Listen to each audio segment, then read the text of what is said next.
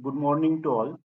आत्ताचा आपला छंद वर्ग ची मीटिंग घेण्याचा उद्देश हा असा आहे की मागील 2 वर्षापासून आपण हा ऑनलाईन छंद वर्ग सुरू केला आहे. त्याच्यापूर्वी आपण आरवाके कॉलेजमध्ये जवळ-जवळ एक 24-25 वर्ष हा छंद वर्ग कंटिन्यू केला होता. तो ऑफलाईन होता. आणि यावेळेस पण आपल्याला ऑफलाईन छंद वर्ग घ्यायचा पण मानस आहे. ऑनलाईन आणि ऑफलाईन असे दोन्ही पण आपण छंद वर्ग घेणार आहोत.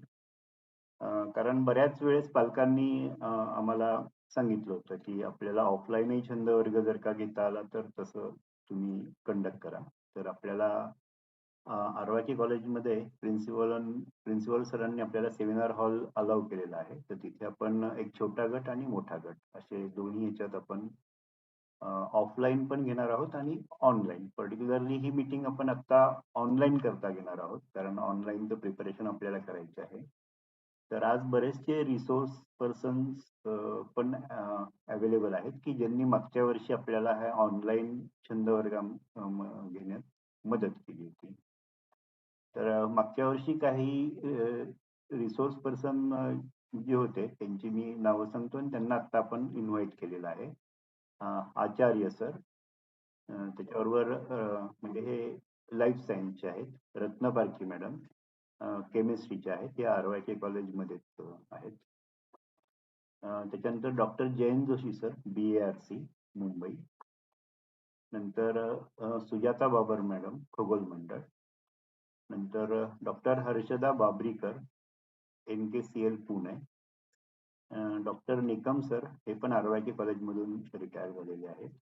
डॉक्टर राजेंद्र वडनेरे, हे मुक्त विद्यापीठामध्ये त्यांनी डायरेक्टर आणि रजिस्ट्रार म्हणून काम केलंय. डॉक्टर प्रकाश लांगे, हे बिटको कॉलेज नाशिक रोड मधून रिटायर झाले. तर सध्या तरी आपण ह्या लोकांना इन्व्हाइट केलं आहे. 2 वर्षापूर्वी जेव्हा हा क्लास सुरू केला तेव्हा 1800 विद्यार्थी जॉईन होते आणि मागच्या वर्षी 4000पेक्षा जास्त विद्यार्थी जॉईन झाले होते. आणि यावर्षी पण आता आपण जस्ट हे एक सुरुवात केलेली आहे, की कशा पद्धतीने क्लास घ्यावा किंवा कशा पद्धतीने घेतला पाहिजे आणि मागच्या 2 वर्षाचा अनुभव आपल्या पाठीशी आहे.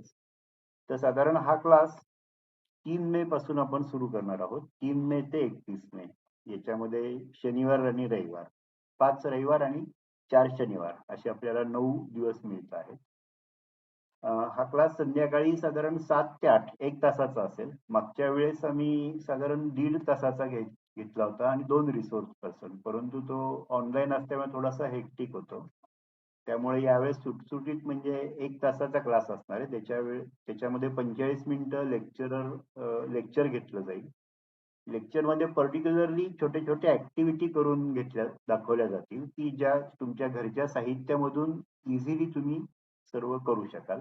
अशा पद्धतीचा हा क्लास असेल आणि त्या ऍक्टिव्हिटी तुम्ही करायच्या.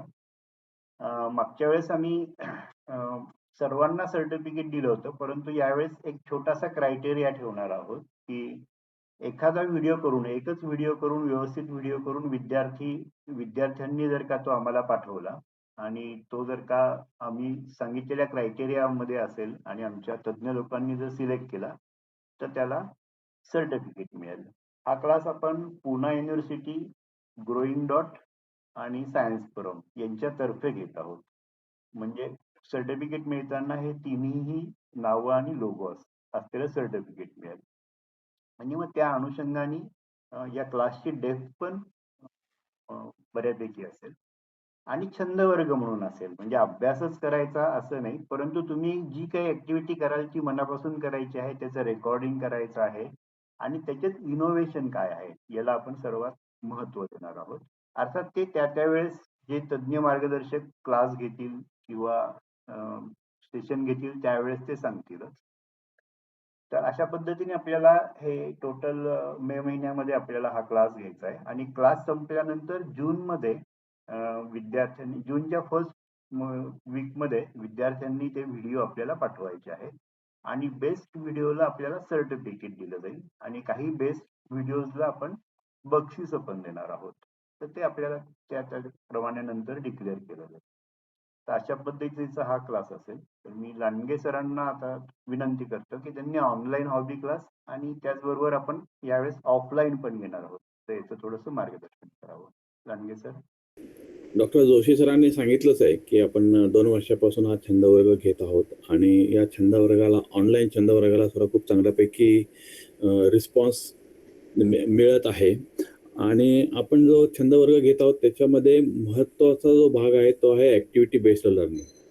कृतीयुक्त विज्ञान म्हणजे मुलांनी स्वतः काहीतरी करून पाहणं की ज्याच्यामुळे त्यांचं थोडंसं इमॅजिनेशन सुद्धा वाढतं. कारण जेव्हा एखादी गोष्ट आपण करायला लागतो ती समजा लगेच झाली नाही, त्याच्यामध्ये काही प्रॉब्लेम आले, तर तो विद्यार्थी ते प्रॉब्लेम सॉल्व्ह करण्यासाठी म्हणून झटत राहतो आणि त्याच्यामध्ये सुद्धा त्याला प्रॉब्लेम सॉल्व्हिंग स्किल त्याचं डेव्हलप होतं.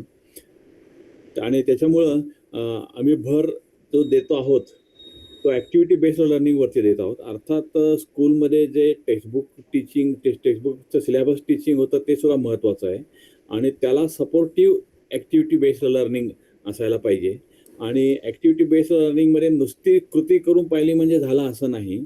तर आपल्याला त्याचा लर्निंग आउटकम काय आहे याचा सुद्धा प्रामुख्याने विचार करायला हवा. म्हणजे मुख्य उद्देश असा आहे की त्या मुलांना त्याच्यातून त्या ॲक्टिव्हिटीमधून शिकण्याचा आनंद तर मिळालाच पाहिजे, पण त्याचबरोबर कुठली कन्सेप्ट त्याच्यामध्ये आहे, कुठले तत्व त्याच्यामध्ये आहेत, हे जर का त्याला कळालं, तर त्याचा जास्त उपयोग त्या विद्यार्थ्याला होतो आणि त्याचा अंडरस्टँडिंग लेव्हल त्याची वाढते. आपण ही ॲक्टिव्हिटी ऑफलाईन शाळेमध्ये सुद्धा बऱ्याच शाळेमध्ये सुद्धा जाऊन मी आणि प्रवीण जोशी सर शाळेमध्ये जाऊन सुद्धा आम्ही हे काही मुलांना डेमॉन्स्ट्रेशन दाखवतो, काही ॲक्टिव्हिटी करून दाखवतो, काही छोटे-छोटे प्रयोग करून दाखवतो आणि त्याच्या मागचं विज्ञान विद्यार्थ्यांपर्यंत पोहोचवण्याचा प्रयत्न करतो. साधारणपणे 1.5 ते 2 तासाचा हा कार्यक्रम होतो आणि विद्यार्थी त्याच्यामध्ये समरस होऊन ते प्रयोग किंवा त्या ॲक्टिव्हिटीज पाहत असतात, प्रश्न विचारत असतात.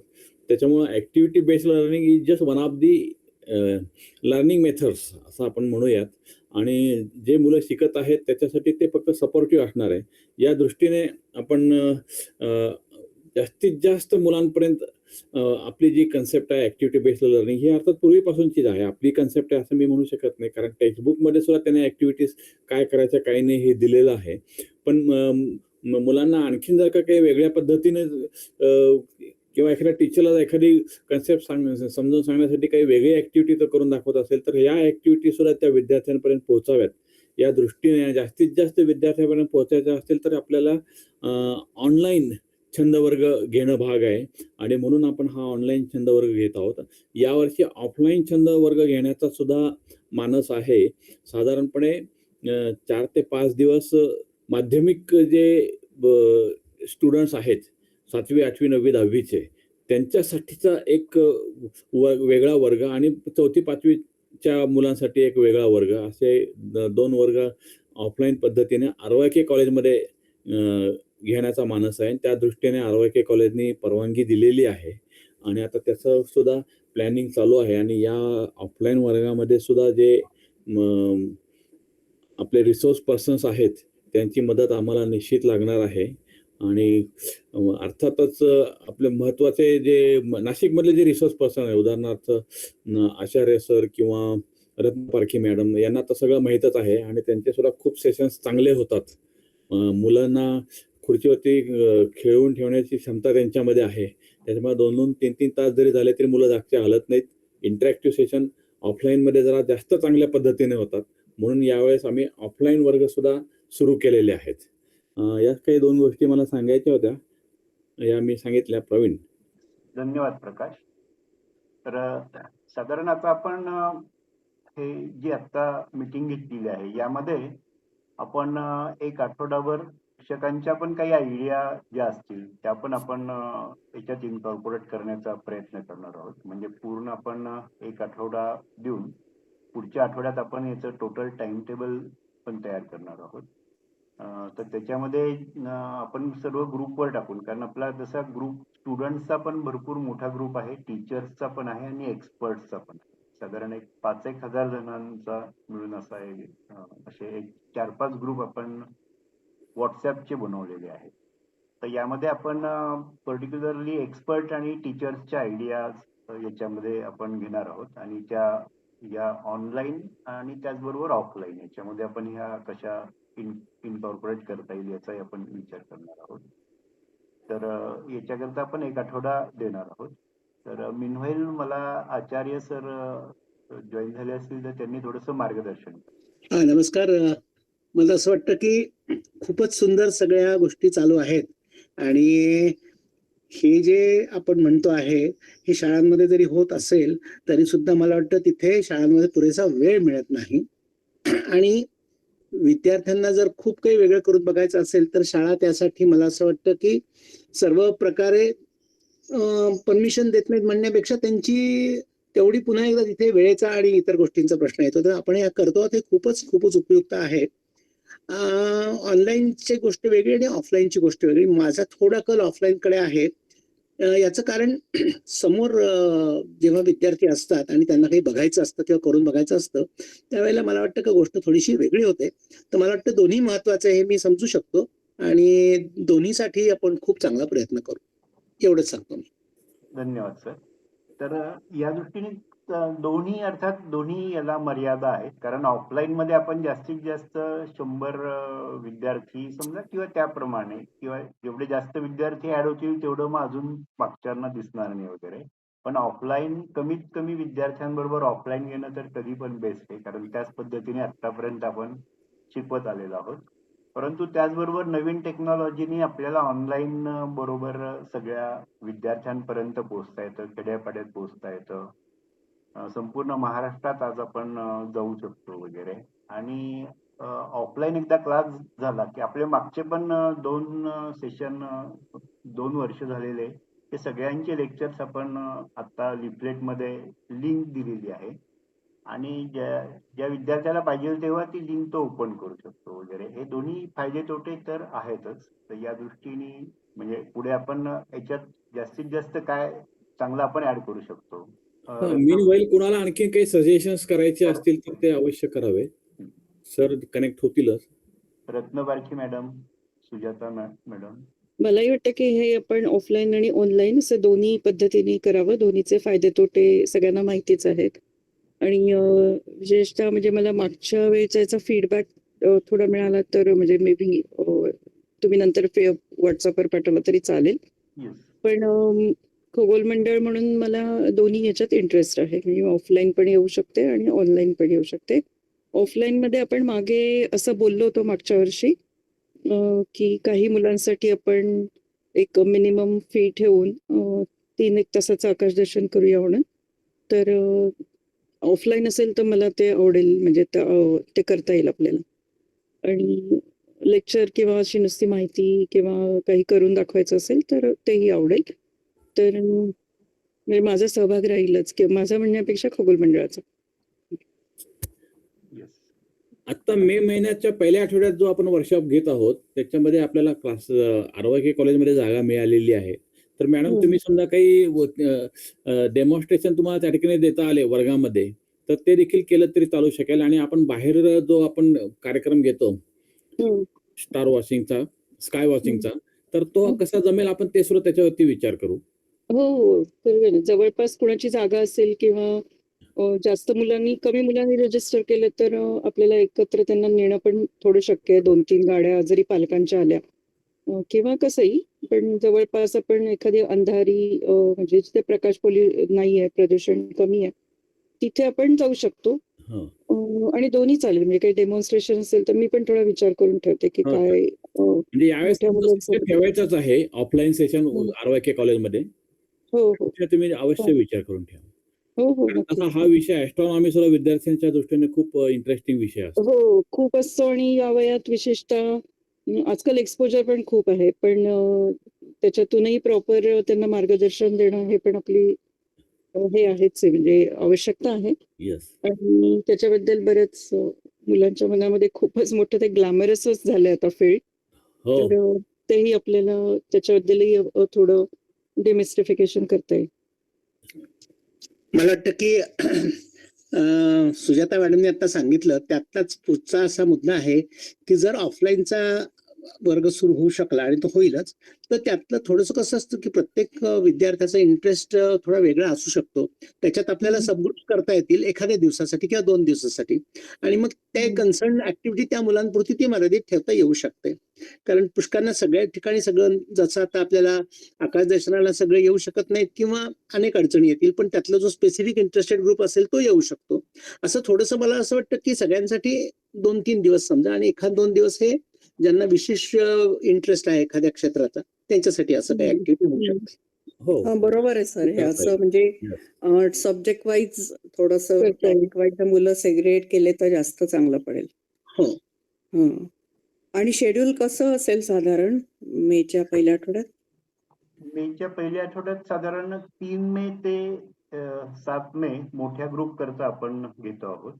आणि टायमिंग? सकाळी 10 ते संध्याकाळी 5 पर्यंत असेल आणि त्यामध्ये मग लेक्चर आणि ऍक्टिव्हिटी असं दोन्ही साधारण आतापर्यंत आपण घेतलेले वर्कशॉपमध्ये पहिले लेक्चर्स आपण घेतो 2 लेक्चर्स साधारण आणि त्याच्यानंतरचा वेळ आपण ऍक्टिव्हिटीमध्ये देतो लंच टाइम नंतरचा आणि विद्यार्थी एन्जॉय करतात अगदी. म्हणजे आतापर्यंत जवळजवळ 30-35 वर्ष आपण हे क्लास कंटिन्यू केले होते आरवाचे कॉलेजमध्ये. मध्ये 2 वर्ष आपण ब्रेक दिला आणि परंतु परत बऱ्याच पालकांनी सांगितल्यामुळे आपण ह्या वर्षी आपण ते परत सुरू करतो. आणि त्याच्यानंतरचे 3 दिवस लहान ग्रुप करता असेल म्हणजे तो 4थी ते 7वीचा ग्रुप त्यांचं 3 दिवसाकरताच असेल आणि त्याच्यामध्ये आम्ही छोट्या छोट्या ऍक्टिव्हिटी त्यांच्याकडनं करून घेत आहोत आणि ते घरी घेऊन जातील. बरं. आणि ऑनलाईन आपला मागच्या वर्षी झाला होता त्याचप्रमाणे आपण पुढे तो कंटिन्यू करणार आहोत ऑनलाईन. पण मग ते व्हिडिओ करून हे करायचे का लाईव्ह घ्यायचे ऑनलाईन? ऑनलाईन लाईव्ह द्यायला हरकत नाही म्हणजे तसंही दोन्ही तुम्ही ठरवू शकतात कसंही तो काहीच प्रश्न म्हणजे लाईव्ह देऊन त्यावेळेस मुलांना काही वाटलं तर लगेच ते विचारू शकतात. हो ऍक्च्युअली तेच बरं पडतं. मागच्या वेळेला ते आपण व्हिडिओज केले होते ना तर थोडं असं ते एकली होतं थोडं ते. एक्झॅक्टली. नाही शक्यतो आपण लाईव्ह ठेवतोय तेच जास्त चांगलं होईल. पण तोपर्यंत कुणाला काही सांगायचं असेल तर तुम्ही सांगू शकता आणि साधारण 1 आठवड्याने आपण हे टाइम टेबल टाकणार आहोत म्हणजे मग त्याच्यामध्ये तुमच्या म्हणजे ग्रुपवर आपण टाकून आयडियाज घेऊ आणि त्याप्रमाणे आपण टाइम टेबल फायनल करू. लिफलेटमध्ये फॉर्मची लिंक दिलेली आहे ती ओपन होते का नाही ते पण त्याचाही फीडबॅक द्या आणि मागच्या 2 वर्षाचे जे वर्कशॉप झाले त्याच्या पण लिंक्स दिलेल्या आहेत. ठीक आहे. अजून कुणाला काही सांगायचं आहे? एक माझं असं सजेशन आहे की जे स्थानिक आपण लोक आहोत नाशिकचे तर त्यांच्या सगळ्यांच्या सोयीने आपण केव्हा तरी ऑफलाईन मीटिंग पण घेतली पाहिजे या कामासाठी. Yes sir. मग आपण तुमच्या क्लासमध्ये आपण जर अरेंज करू शकलो तर मग मी बाकी आपल्या रिसोर्स पर्सनलाही नक्कीच करू शकतो. हो जास्ती चांगलं होईल. नक्कीच तुम्ही सांगा. म्हणजे मग आपल्याला दोन्ही ऑनलाईनचाही आणि ऑफलाईनचा दोन्ही याचा विचार चालेल. करायला व्यवस्थित करता चालेल. जागा उपलब्ध आहे. येस. हा जैन जोशी सर. हा सर नमस्कार. मला 1-2 सूचना करणं सोपं असतं मला पण माहित आहे. आपण असं एक विचार करू शकू का कुठली तरी भौतिकशास्त्रातल्या एक म्हणजे कुठल्याही म्हणजे रसायनशास्त्र असेल भौतिकशास्त्र असेल प्राणीशास्त्र वनस्पतीशास्त्र गणित 1, 2 किंवा 3 संकल्पना घ्यायच्या आणि त्याच्यावर आधारित वेगवेगळे प्रयोग करून दाखवायचे असा एक म्हणजे एक पर्याय असू शकतो. एक दुसरा पर्याय असा की कुठली तरी वस्तू घ्यायची म्हणजे समजा फुगा घेतला. फुग्यातनं आपण वेगवेगळ्या कोणकोणत्या संकल्पना दाखवू शकतो किंवा काय वेगवेगळ्या ट्यूब्स घेतल्या म्हणजे अगदी स्ट्रॉ पासनं तर वेगवेगळ्या अशा नळ्या उपलब्ध असतात म्हणजे धातूच्या असतील प्लास्टिकच्या असतील. चेंडू वेगवेगळ्या प्रकारचे चेंडू म्हणजे काय म्हणतात त्याला पोकळ चेंडू भरीव चेंडू वजनदार चेंडू घनता जास्त असलेला घनता कमी असलेला आणि या प्रत्येक भौतिक गुणधर्माचा ना काहीतरी वेगळ्या प्रकारे आपण उपयोग करून त्या संकल्पना दाखवू शकतो. आता परिसरामध्ये इतक्या प्रकारच्या प्लास्टिकच्या बॉटल्स असतात काचेच्या बॉटल्स असतात त्याचे आकार त्याचे पारदर्शकता त्याचा रंग या सगळ्यांवरून आपल्याला त्या वेगवेगळ्या प्रयोगांसाठी वापरता येऊ शकतात. तर असाही एक म्हणजे शक्य असल्यास तो प्रयोग करू शकू आपण. आणि मी आता बघितलं ना कॅलेंडरमध्ये बघावं लागेल वार कोणते जर शक्य असेल तर मी ते प्रत्यक्ष उपस्थितीत असलेलं सत्र जे आहे ना ते मला जिवंत सत्र वाटतं त्याला मी येण्याचा प्रयत्न करेन. एक दिवस तरी नक्की येईन मी. येस येस येस सर, तुम्ही आलात तर खूप खूपच चांगलं आनंद होईल. होईल.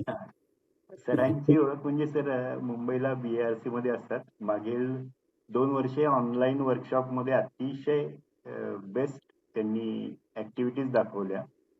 सर तुम्ही दाखवलेल्या ऍक्टिव्हिटीजला मोर दॅन 3000 जणांनी बघितलेलं म्हणजे हे दाखवलेलं अरे आहे. वा. आणि नाशिकमध्ये तुम्ही येऊन गेला आहात आणि आमच्याकरता आला ह्या सत्रात तर खूपच उत्तम आहे. नक्की मी ते तारखा बघतो आणि तुम्हाला कळवतो मी. येस येस येस येस हो, हो. आपण डिटेल परत बोलू चालेल, चालेल. Yes. तुमची ही संकल्पना सुद्धा खूप तशी अपिलिंग आहे. आता ते माझ्या डोक्यामध्ये आलं की तुम्ही आता सांगितल्यावरती आता मी विचार हो. करतो की फुगा घ्यायचा. फुग्यावरती सुद्धा आता माझ्या डोक्यामध्ये 7-8 प्रयोग आहेत. हो, आणखी असंच प्रयोग आहे. संबंध म्हणजे करता येतात का पाहून फक्त हो. मी फुगा घेऊन येतोय आणि प्रयोग करतोय. तर ही कल्पना खूप चांगली आहे म्हणजे. नाही फुगा म्हणजे ठीक आहे. एक आहे जे अजून एक फुग्याचं पाकिट आणू आपण. फुग्याचं पाकिट आहे ना जेमतेम 12-15 रुपयामध्ये भरपूर एक 10-12 फुगे मिळतात.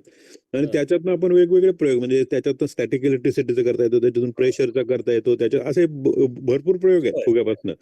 दोऱ्यापासनं प्रयोग, धातूच्या तारांपासून करायचे प्रयोग, अशा वेगवेगळ्या जर तुम्ही जर विचार केला ना तर आपल्याला पण भरपूर कल्पना सुचतात. किंवा असं पण संकल्पना आधारित पण प्रकाशाचे प्रयोग, ध्वनीवर आधारितले प्रयोग किंवा इलेक्ट्रिसिटी आणि मॅग्नेटिझमचे प्रयोग असंही करू शकतो. म्हणजे ते थोडंसं कदाचित मोनोटोनस वाटेल परंतु त्याचा एक फायदा असा आहे ना एक विषय आहे ना असा अगदी घासून पिसून पूर्ण मुलांच्या काम म्हणजे ज्याचा तो एक्सपेरिमेंटल कंपोनंट आहे तो बऱ्यापैकी मुलांना अर्थात ज्यांना रुची आहे त्यांना किंवा ज्यांना रुची नसेल त्यांना रुची निर्माण पण होते. त्याचा विचार करा म्हणजे ते हो. अगदी तसं झालंच पाहिजे असं काही नाही. हा नाही नक्कीच सर, हरकत नाही. म्हणजे तुम्हाला मी इन्व्हाइट करू आणि त्या दृष्टीने ती ही संकल्पना आपण व्यवस्थित राबवता येईल. आणि त्याचबरोबर तुम्ही मागची केलेली लिंक जरी आम्हाला परत पाठवली तर मग मी ती ग्रुपवर टाकेल, कारण मागचे तुमचे खूपच अतिशय सुंदर प्रयोग आहेत. म्हणजे मग ती चालेल मी पाठवेन. Yes yes yes.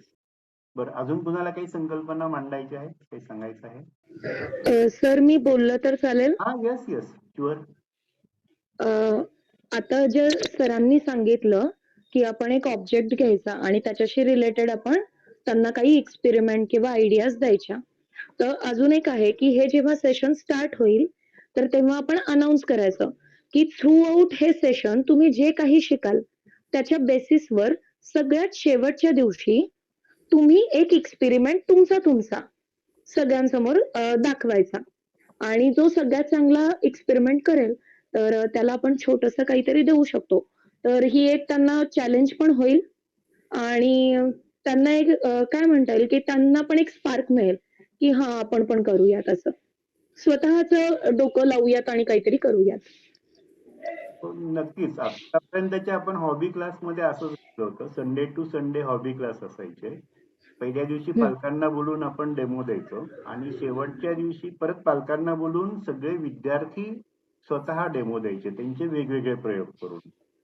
आणि त्याच्या आधी आपण एक दिवस आधी परीक्षा वगैरे घेऊन ते सर्व म्हणजे त्यांना ते बक्षीस वगैरे पण आपण ते ठरवून घ्यायचो आधीच. आणि मग त्या दिवशी डेमॉन्स्ट्रेशन आणि बक्षीस समारंभ शेवटच्या दिवशी व्हायचा. म्हणजे ही संकल्पना आपण राबवतच आहोत आणि नक्की राबवू. ऑफलाईन मध्ये ही सहज शक्य आहे. ठीक. नक्कीच करू. आणि माझ्या मते याकरता आपण एकदा ऑफलाईन मीटिंग जस्ट या आठवड्यात आपण कंडक्ट करू. आचार्य सरांना विचारून त्यांच्याकडे पुढे जाता येईल. अजून काही कुणाला सांगायचं आहे? याच्यामध्ये एक मुद्दा कदाचित राहून गेला की सायन्स फोरम तर्फे आपण जे काही सगळे ऍक्टिव्हिटीज घेतो त्या सगळ्या त्याच्यामध्ये आपण कुठल्याही प्रकारची फी विद्यार्थ्यांकडून घेत नाही. परंतु जर का त्या पर्टिक्युलरली ऑफलाईन वर्गासाठी जर का काही खर्च येणार असेल तर त्याचे मात्र आपण फक्त त्याच्यासाठी लागणारा कॉन्ट्रीब्युशन त्या विद्यार्थ्यांकडून घेतो. उदाहरणार्थ आम्ही जेव्हा शिक्षकांसाठी वर्कशॉप घेतले होते त्यावेळेस आम्ही त्यांना एक वेळचं जेवण दिलं होतं, ते फक्त आम्ही जेवणाचे पैसे त्यांच्याकडून घेतले. तर आता या ऑफलाईन वर्कशॉपमध्ये सुद्धा काही फिजिक्सच्या ऍक्टिव्हिटीज आम्ही त्यांच्याकडून करून घेणार आहोत. म्हणजे उदाहरणार्थ कॅलिडोस्कोप करून घेणार आहोत किंवा पेरिस्कोप करून घेणार आहोत किंवा ऑप्टिक्सचे काही किट्स आहेत जे आम्ही त्यांच्याकडून बनवून घेणार आहोत, तर त्या किटची जी किंमत आहे तेवढेच पैसे आम्ही त्या विद्यार्थ्यांकडून घेणार आहोत आणि ते स्वतः बनवलेलं किट ते त्यांच्या घरी घेऊन जाणार आहेत. त्याच्यामुळं या पद्धतीनं हा ऑफलाईनचा वर्कशॉप होणार आहे. तर या पद्धतीने आपण हे वर्कशॉप घेत असतो. एक मिनिट मला ते ऑप्टिक्स मध्ये काय काय घेतं साधारण ते सांगू शकाल किंवा मला पाठवलं जरी चालेल, म्हणजे आता सांगितलं तरी असं काही नाही. हा म्हणजे एक तो इन्फानाइट मिरर आहे, त्याच्यानंतर 2 मिरर जर काय इन्क्लाइंड आपण ठेवले आणि त्याचा अँगल वाढत गेलो मल्टिपल इमेजेस. हा, तर त्या फॉर्म्युल्याने कशा तयार होतात वगैरे हे सुद्धा असे काही प्रयोग आहेत.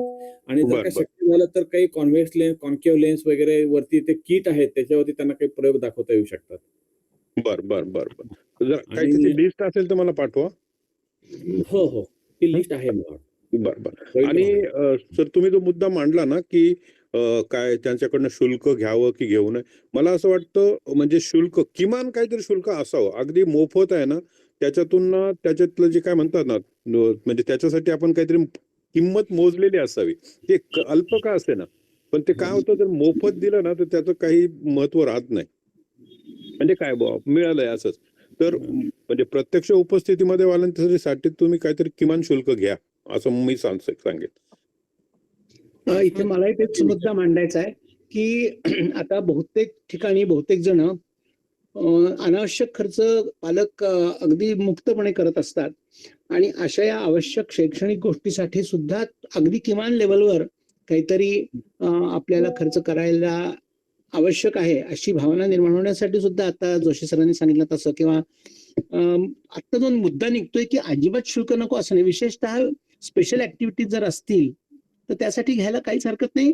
किंबहुना पालकांना त्याची जास्त किंमत चांगली कळते असं मला वाटतं.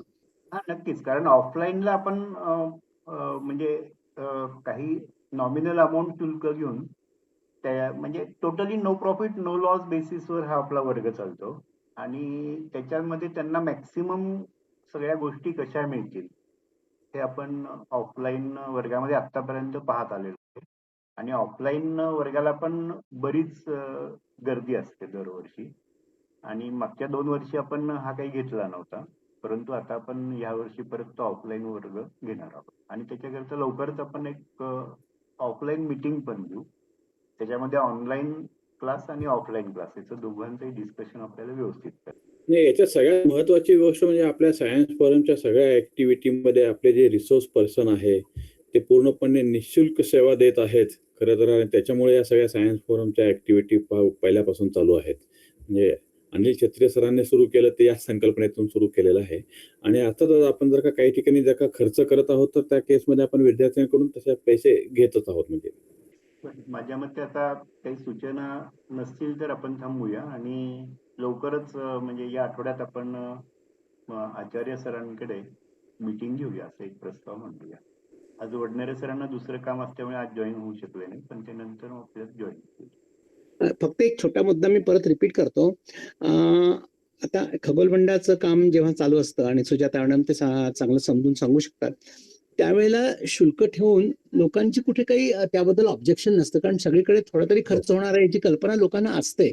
म्हणजे अगदी घरोघरी आता ज्यांची क्षमता नाही अशा ठिकाणी सुद्धा लोक अगदी मोठमोठे केक आणून कापून साजरा करत असतात. मला मुद्दा एवढाच मांडायचा आहे की शिक्षणासाठी पण थोडासा खर्च करावा लागतो, ही पण भावना त्या निमित्ताने रुजू शकते. त्यात गिल्टी वाटण्यासारखं आपल्याला काही नाहीये.